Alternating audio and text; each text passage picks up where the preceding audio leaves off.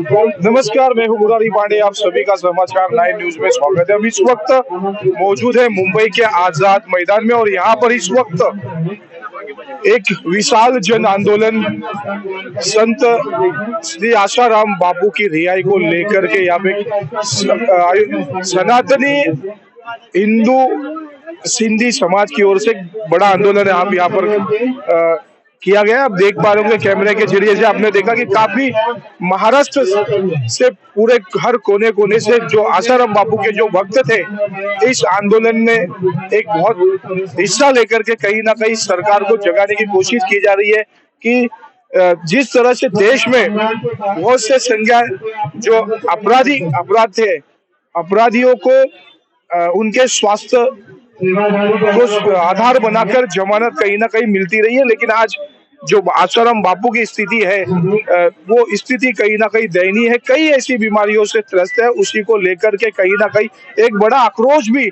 मैं कहना चाहूंगा जो बापू के भक्त है उनके अंदर कहीं ना कहीं आक्रोश भी दिखाई दे रहा है कि इतने वर्षों बीत जाने के बाद भी आशाराम बापू जी को स्वास्थ्य को लेकर के कहीं ना कहीं सरकारें गंभीर नहीं दिखाई दे रही है। तो इसी सभी विषयों पर हम बात करेंगे, उनकी क्या मांगे हैं विशेष रूप से जो आशाराम बापू के भक्त है मेरे साथ इस वक्त मौजूद है। क्या कहना चाहेंगे आज के जो आंदोलन के इस विषय में? आज ये विशाल जन आंदोलन उमड़ा हुआ है और ये जो आप हजारों की संख्या में देख रहे हैं, ये वो लोग हैं, ये कोई हमने आम पब्लिक को नहीं बुलाया, रोका है। ये वो लोग हैं जो अपने एक एक तालुका में संभालते, एक तालुका से 2 लोग या 5 लोग आए, इससे ज्यादा नहीं आए, और ये लोगों के साथ में हजारों लोग और जुड़े हुए। तो आज हम सबकी यही मांग है कि बापूजी का शारीरिक स्थिति स्वास्थ्य बहुत ही ज्यादा सीरियस कंडीशन में, ये मेडिकल एम्स का रिपोर्ट है। तो आज बापूजी को मेडिकल बिहाफ पे उनको बेल दी जानी चाहिए और उनको आयुर्वेदिक उपचार के लिए छोड़ा जाना चाहिए।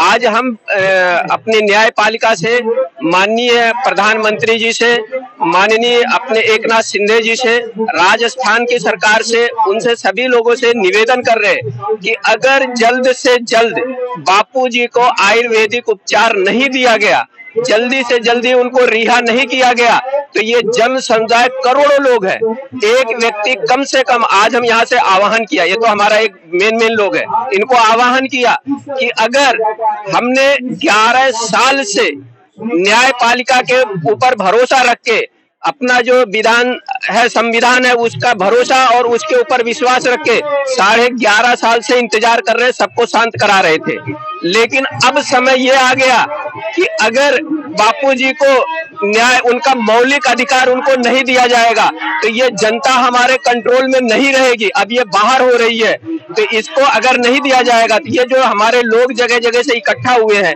ये इस पे विचार करेंगे, क्योंकि इन सबकी वोट है, हम भी इस देश के निवासी हैं। आज करोड़ों लोग हैं जो इस देश के निवासी है, आज वो विचार विमर्श कर रहे हैं कि आगे हमको आने वाले इलेक्शन में क्या करना चाहिए, ठीक है ना। तो हमने यहाँ पे आह्वान किया है कि हमको सोचना नहीं है, जो बापूजी के साथ में है, जो संत के साथ में है, जो सनातन संस्कृति के साथ में है, हम करोड़ों लोग उनके साथ में हैं, हम ये इलेक्शन में तय करेंगे। और मेरे साथ देख पा रहे हैं चौरसिया जी मेरे साथ इस वक्त तो मौजूद है। चौरसिया जी, क्या कारण है 11 साल से अधिक समय होने के बाद भी आज बापू को ना तो पेरोल मिल पा रही है, ना तो जमानत मिल पा रही है, क्या कमी रह गई है कि उनको जमानत नहीं मिल पा रही है? पहले तो हरिओम, आप सभी के हृदय में व्याप्त मेरे गुरुदेव को नमस्कार। पहले तो मैं बताना चाहता हूँ कि बापूजी की बेल 35 से 40 बार खारिज की गई है पिछले 11 सालों में। अगर आप भारत का इतिहास उठा के देखें तो शायद ही कोई आपको ऐसा पर्सनैलिटी मिलेगा जो 11 साल से जेल में है और 11 साल में एक दिन के लिए भी, 1 मिनट के लिए भी जेल से बाहर पैरोल पे नहीं छोड़ा गया हो या बेल पे नहीं छोड़ा गया हो। अगर आप इसका कारण पूछे तो कारण अनेक है, उसका कारण मैं आपको एक एक करके बताता हूँ। पहले कारण तो है कि मल्टीनेशनल कंपनीज, हमारे जो गुरुदेव है वो हम सारे युवाओं को एक चरित्रवान जीवन कैसे जीना चाहिए इसका पाठ पढ़ाते हैं।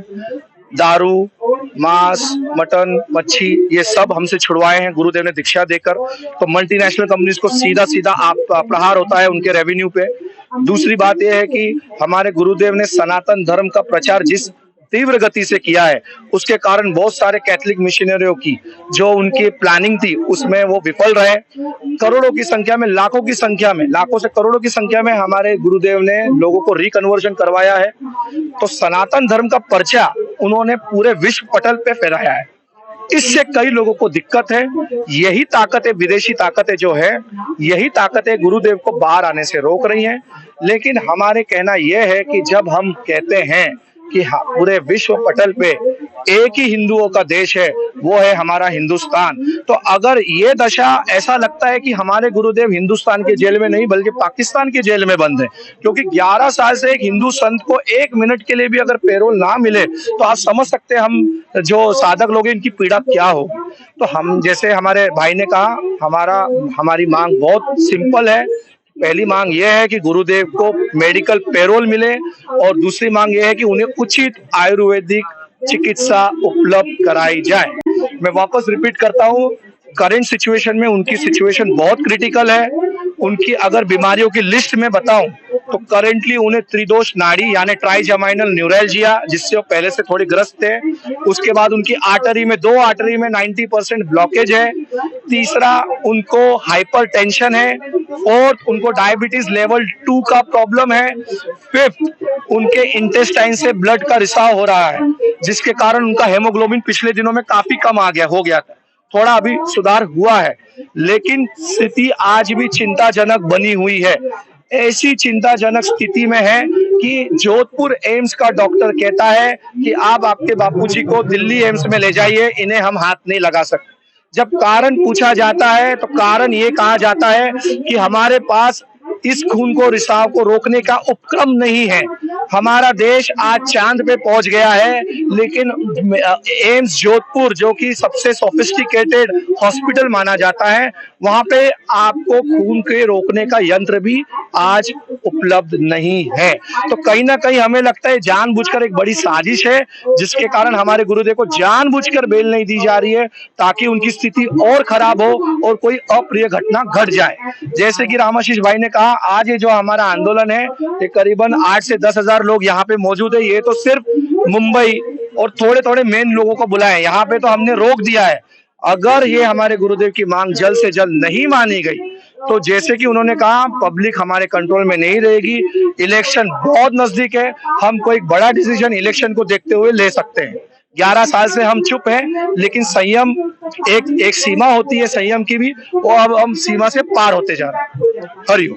आज का जो जन आंदोलन है, उसके आज आपने सरकार से, जो महाराष्ट्र की सरकार है या राज्यपाल है, उनके समक्ष कोई प्रस्ताव आपने रखा है?